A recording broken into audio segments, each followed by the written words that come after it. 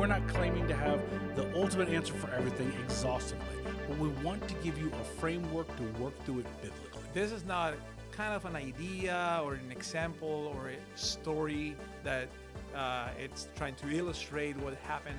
We believe that what is there is true. So if a Christian believes like in a day age or a million years, that would be okay? I wanted science and the Bible to fit together. Where does evolution fit into all this? We can find some of the answer. I wouldn't say all of the answer. So can you be a Christian and believe in evolution?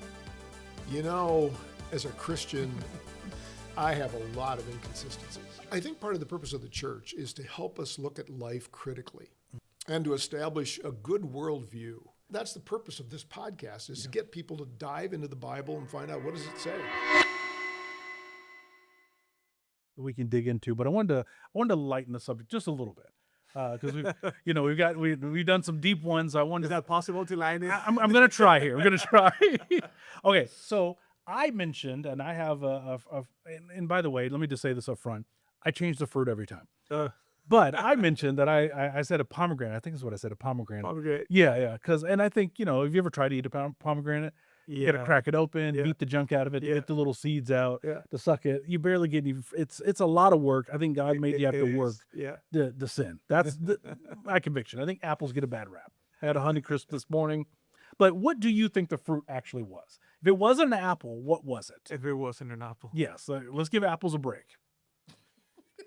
Well, you have to realize that you can't believe everything Pastor John says while he's preaching. And the pomegranate, I have no idea what a pomegranate even looks like. Oh, so Pull one up for you. Yeah, no, I'm okay. I'm okay with that, and I can't get beyond the apple. And the reason for that is this is called the Adam's apple, because when he took of the fruit, it got stuck right there, and it sort of sticks out.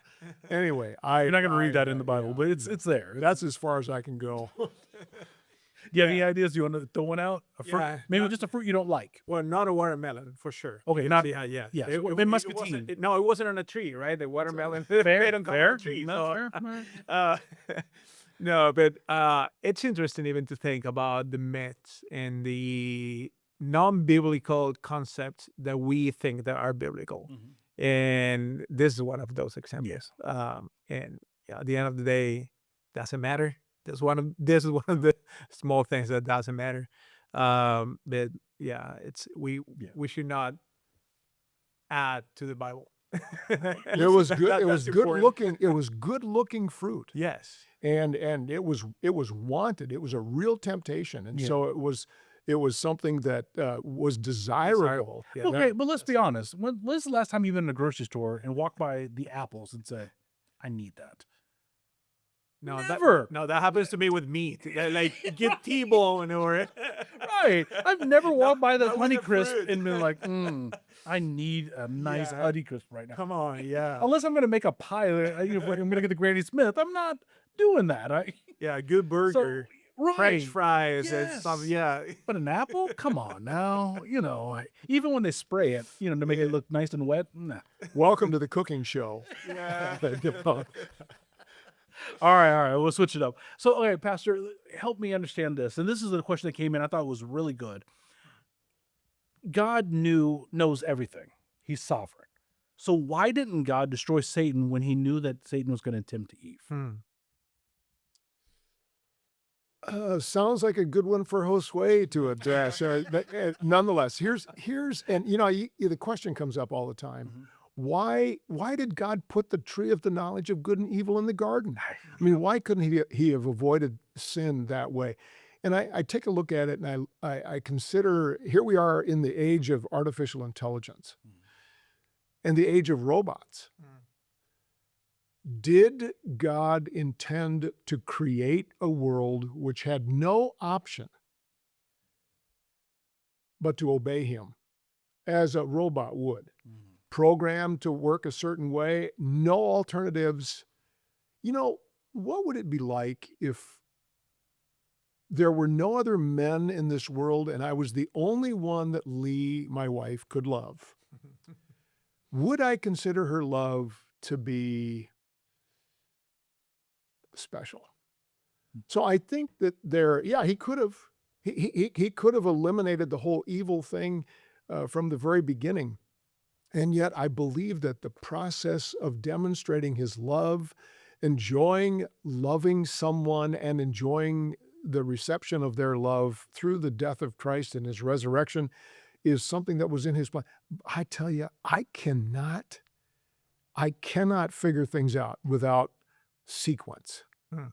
And I can't even understand things without a time factor. And yet God works beyond time and he works beyond sequence.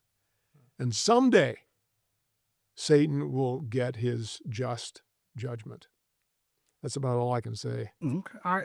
And I think this is one of those questions, and I'm so glad you brought that up, that, why we ask these questions all the time about God. Why didn't he do this? Why couldn't he have done this?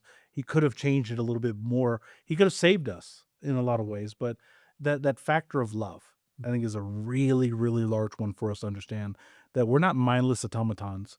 We have choice. We can choose, and we see that day in and day out, even with our loved ones, whether or not they choose to follow Christ or not, and even in our own choices when it comes to sin, whether or not we choose to sin and follow Christ or run towards Him in our salvation. But it is a question as we're getting through scriptures. We're seeing Satan tempting Eve, and that God at any moment could have jumped out and said, die.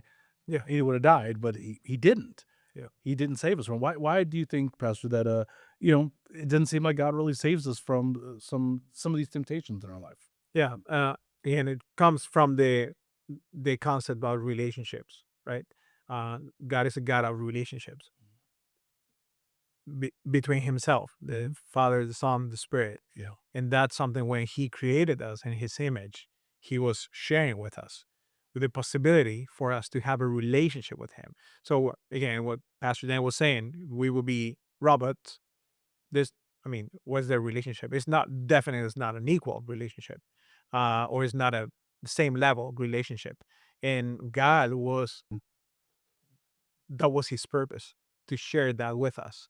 And comes also to the idea of the options for us. Again, when we read the Genesis, how many bad options do we find? Just one. How many good options do we find? Tons. It says there were tons of different kind of trees and fruit, but without that one, we wouldn't be free. As Pastor was saying, we will be. Yeah, there wasn't any option to choose to pick, but sadly, yeah, Adam and Eve decided to pick that one, and honestly, we do that also after them.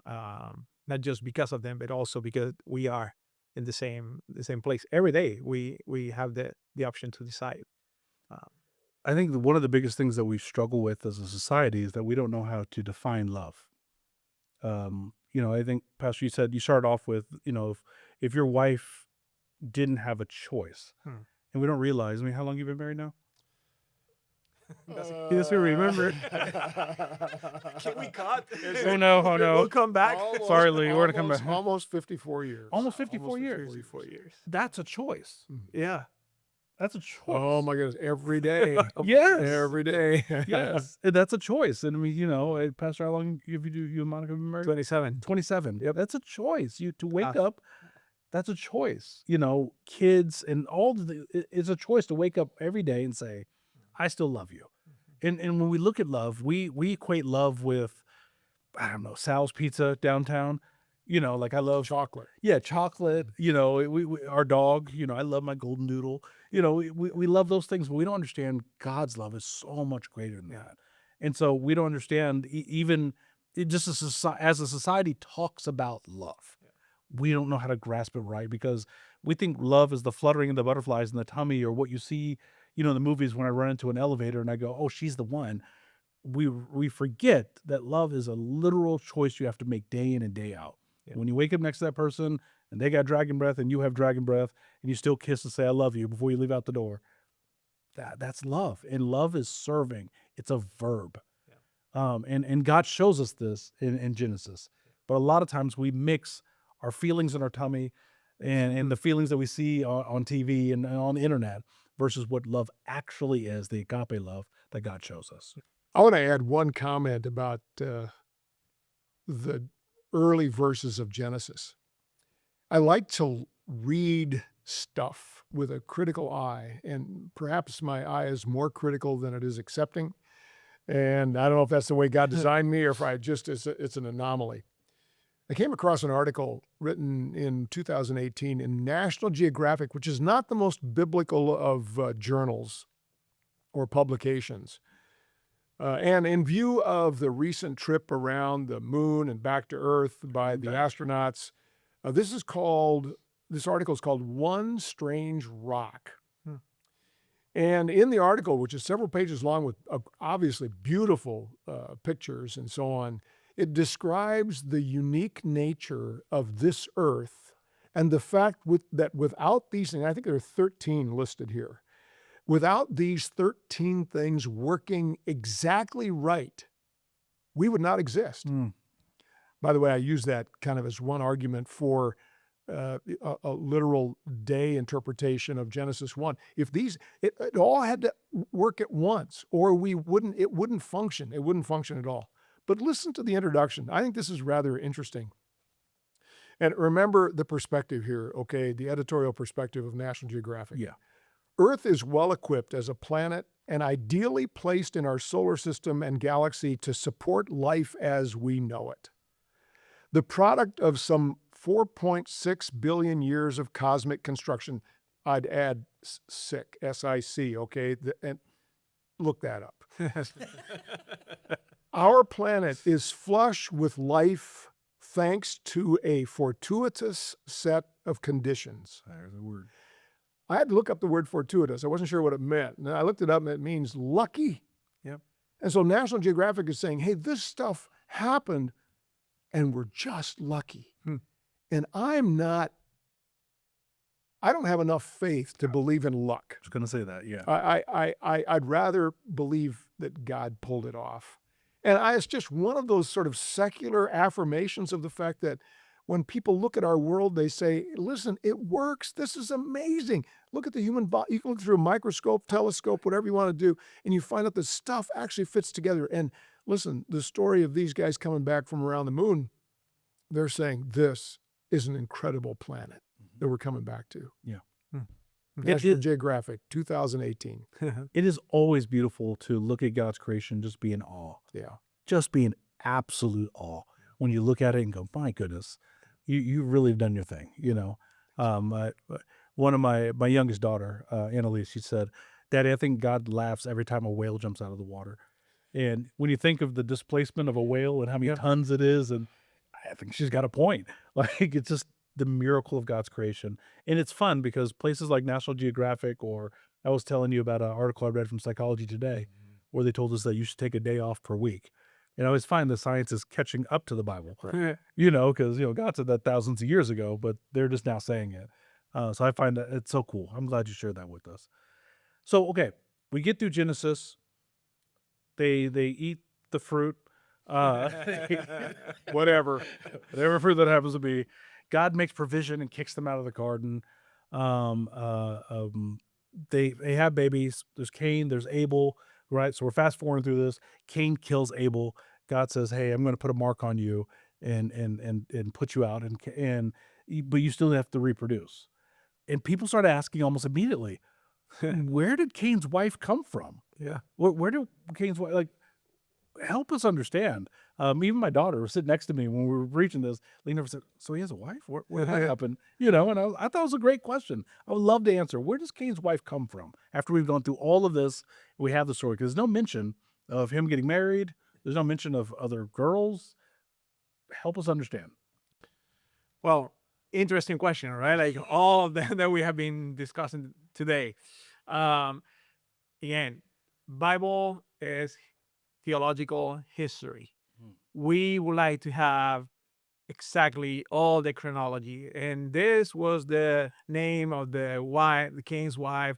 She came from, when you read the text, what you have is Adam and Eve, the first human beings. You don't have other Adams and other Eves. Actually, that has implications that It does. don't fit well with the rest of the theology in the Bible. Especially in Romans, right? Sin came through one man, Right. not through many different men at many different times.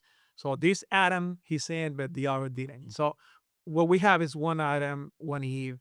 We have Abel, we have Cain, and then we have other sons and daughters.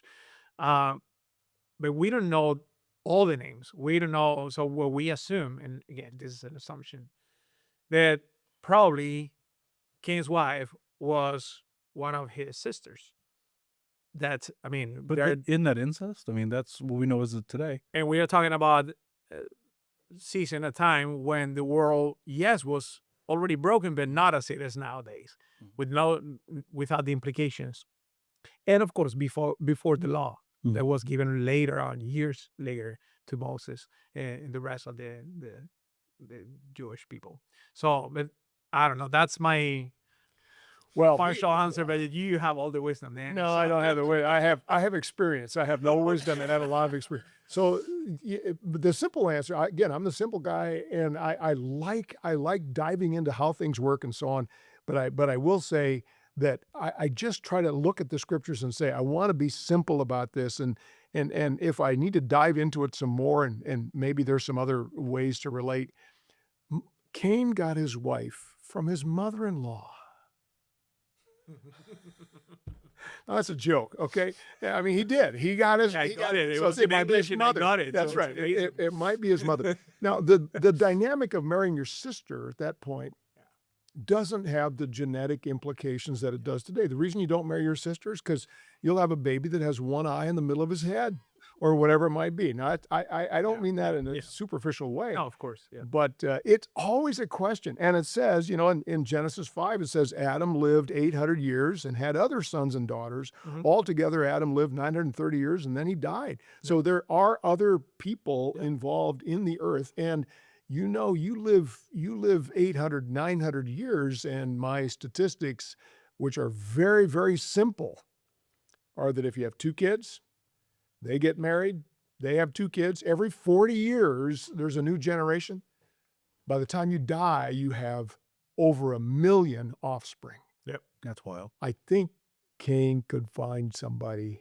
Yeah. At some point. Yeah. And I think reading the Bible for what it is, one thing that we're doing is we read ourselves into the Bible. That's something we have to be very careful about doing. We eisegete. We take ourselves and we go, well, we live 70 to 100 years. Well, they were living 900 years. Yeah. There's a difference. Yeah. We have babies at 20, 30. They're having babies into the 600s. So like it's completely different. We're also looking at a different society, right? As we would use in our nomenclature, a patriarchal society. And so we've talked about the men. The only time you really see in biblical writ, especially in the Old Testament, talking about women over and over is in a negative sense, or when they're the main character in the story. Yeah. But outside of that, you don't have a lot of mention of women in the Old Testament. And it's not a bad thing. It's also why it's so significant in the New Testament, or, especially when it comes to the women going to the tomb first. Sure. But when you look at it over and over, you're not going to see it. So, my daughter and I were talking about, you don't see women in general, until you get to like a story like Esther, where she is the main character. When you get to Dinah, when you get to some of these offshoots, but generally you're not going to hear that. And so I think there's two parts of it that we have to grab. We can't read ourselves into it and go, well, in his 30s, he's meeting his sister who's in her 20s, or we can't do that. They're having babies, and you can read over and over in the first 6 chapters where they're having babies at 500, 600. I don't grasp that. I ate getting up in my 40s, so I can imagine in my hundreds way I'm going to feel. But it's a different time, it's a different space, and I think that leads back into genetically, it's completely different than where we are today. And I did want to dig a little bit deeper into, so God is filling the earth out of just one family. Do we really believe that? Because I heard some people ask that question of like, well, there had to be other people. There had to be, we have so much genetic. I mean, even here, just looking at the differences between us, there's so much genetic difference, variation. Thank you for that. Yeah, variation. How does he just do it out of two people. So do you really believe that it's just Adam and Eve and God didn't put Lilith or, what other things that you hear, people talking about on earth? Yeah, it came from two people. And by the way, maybe the woman is not emphasized, but notice that the evil in the world is put on Adam's shoulders. Yes. I mean, on that issue. Yeah. I would, and we'll save this for a later podcast. We hope to do this for. Is it going to be another one? Are we going to? Are you sure? We may not. We're going to do another one. This not. may be the last one. but at least to finish up Genesis 6 through 11. Yeah. Yes. And the genetic variations, I would just throw into the Tower of Babel incident and some intermarriage within smaller groups. That's for another day. But yes, at that point, I'm going to agree with Josue and say that when you get to the existence of Adam and Eve, and if you undermine that somehow, and you say that we're living on an earth that has been characterized by decay, by variations, by evolution and death and extinction, and God says it's very good, that doesn't make a lot of sense. But when you get to Adam and Eve, and if you argue against their creation and the fact that they're made in the image of God, which is a huge issue, huge issue in our world today, where you've got people who don't know who they are, we get to tell them, you're made in the image of God. And then you go to Romans 5. Yeah. The first Adam and the second Adam. Yes. And if there's no first Adam, There's no second. Yeah. there's no second Adam. Amen. So you at that point, you've jumped off a cliff. And so the dynamic of, there were two people, and it was the very, we're all related through Adam and Eve. Well, actually, we're all related through Noah. So in the end, we're all cousins. That's right. That's for the second podcast. That's right. Yeah. We'll get to that. We'll put some on the screen. So, okay, this is a question, and this is for you, Pastor Dan. You brought up in your sermon two kind of, I wouldn't say controversial, but less talked about subjects. The two things you talked about were dinosaurs and Nephilim. And I would love for you, let's start with dinosaurs. Again, it goes back to science and evolution. I read about it. I've gone to museums and seen these huge bones and the skeletons put up. I've seen the things in textbooks. I've seen it, but I don't see them in scripture. So help me understand how they fit. Yeah, it does relate a little bit to the study about the flood that we're going to address here in these next few weeks. It's fairly simple to me because at first I thought reading the Bible, no comments about dinosaurs, somebody's lying. And then I see the bones and I see the books, and by the way, the reason I introduced dinosaurs in a talk about the Nephilim and so on is because kids are attracted to the stories about dinosaurs. Man alive. So bottom line is this very simple. Dinosaurs were created in those 6 days, and they were there. Now they're reptiles, which means that they can continue growing, they can continue reproducing. They're able to reproduce at a very small size, so we don't have a problem with the ark and so on along the way. But I would also suggest that there is a reference to dinosaurs in Job 40 and 41. And when Pastor Josue is talking about understanding life and how God works in life, if you're struggling with that, and this is a pastoral comment, okay, read the book of Job.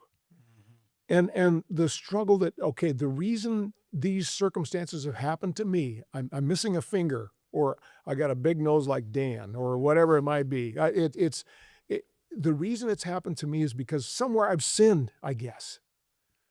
Well, no. And the book of Job reminds us of that. Well, at the very end, Job needs some encouragement. He's been trashed by his friends. And he needs some encouragement. So God says, Job, come walk with me. Let's take a nature walk. Let's look at the world. And let's do an Old Testament Jurassic Park. I would suggest, and again, I'm not going to die for this one, okay? But I would suggest that when Job refers in the book of Job, which is probably the earliest book of the Bible written, it's about a person who probably lived about the time of Abraham. Job sees an animal he calls, at least in our English, is called behemoth. Right. Yes. And Leviathan. Yep. And just read it simply without our presuppositions and so on. What do they sound like? Yeah. In my judgment, dinosaurs. Now, did they live long enough for us to see the size that Job did? No. At least I haven't seen one. And by the way, it is a fun topic. I think the study of dinosaurs is fascinating, just fascinating. You know, a wild fact about dinosaurs that has blown my mind for years is we discovered dinosaur bones after our founding fathers had passed. So none of our founding fathers or people before that even had understood the concept of dinosaurs as we know it today. Yeah. And I say that to say, one, that's mind-blowing. But two, it's still new. We are still trying to figure out how that fits in science and the world. There's a lot of speculation. I mean, we were talking earlier about, dinosaur meaning terrible lizard. But then I was looking at my child's textbook or textbook on the Chromebook, and now I did not know this until I was looking the other day. Dinosaurs are connected to chickens. So, for lunch, I'm going to go have 2 dinosaur legs. I'm still trying to figure it all out. It's so interesting. And again, that's in the last 20 years, not even that, last 10 years that's changed. Scientists are still trying to figure out something brand new to us in many ways. And so, we take it with a grain of salt, but we also are trying to figure out, because we have evidence of something, huge bones. We got to figure out what it is, huge teeth, eggs, all kinds of stuff. It's real. Yeah. How does it fit? So, hey, this has been good. I want to get one final question. We were talking about dinosaurs. Let's talk about another kind of abstract principle in the latter part of Genesis 1-6, which is Nephilim or Nephilim, depending. How do you say it first? Let's agree on the way to say it. Nephilim or Nephilim? Yes. Yes. It's kind of like I like to say Malachi for fun instead of Malachi. Malachi. Say he's the first Italian prophet. Okay, so Nephilim. Pastor Dan, you brought it up in your sermon. Well, really, it was around that. What are they? I mean, I saw the Noah movie with Russell Crowe, and those huge giants. Is that what they are? Or did humans and angels get together? Like, what are they? Well, they're described in Genesis chapter 6, and it really is a precursor to the statement that is made in Genesis 6 that the Lord saw how great man's wickedness on the earth had become, and that every inclination of the thoughts of his heart was only evil all the time. So the intro to that verse is this description of the Nephilim. And there are dozens of interpretations of what this is. I sort of land on the fact that I believe there was a supernatural involvement with men, humans, that looked at sexual perversion and lust as something they wanted to satisfy. And so they went after the women. And the result were these Nephilim. The children born were Nephilim. Humans died in the flood, but nonetheless, notorious, aggravating. I mean, the Bible in some translation calls them heroes of old, men of renown. And I tend to put a negative spin on that and say these guys were troublemakers. And so that's my view. There are a lot of other views along the way. There are some, I am aware too, that there's some who believe that the Nephilim survived the flood and are influencing people today. Bottom line is, I think that's Satan and his forces. And how he uses people is evil and unfortunate and will affect us until Christ comes again. Yeah. So they're not demons or anything like that? I mean, after that one? I think, some of the other views I typically reject simply because I don't think you can have demons and women procreating. So, but demonic influence, yes.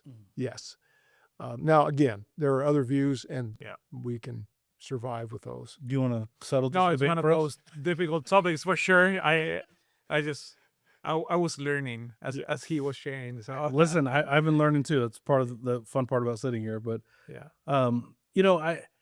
as we kind of close everything out, I want to say that one, thanks for joining us. It's been good to have this conversation and sit between these wise men and learn a lot myself. But a couple things. Number one, if you want to ask more questions, especially as we get Genesis chapter 6 through Genesis chapter 11, we want you to email us at info@calvaryonline.org. Yeah. That's where we'll get the questions in, and we have a sheet we'll put them on, and we'll use it for the next time that we film. I think we're going to film another one. Are we agreeing to film another one? Maybe. We'll talk about so. that. If not, you might just catch us in the hallway by B1. And then secondly, we are going to be getting back into Genesis over the next few weeks. And as we're doing that, we want you to get in God's word. We want you to get in and be curious about what God's word is and be connected in a community where you can ask these types of questions.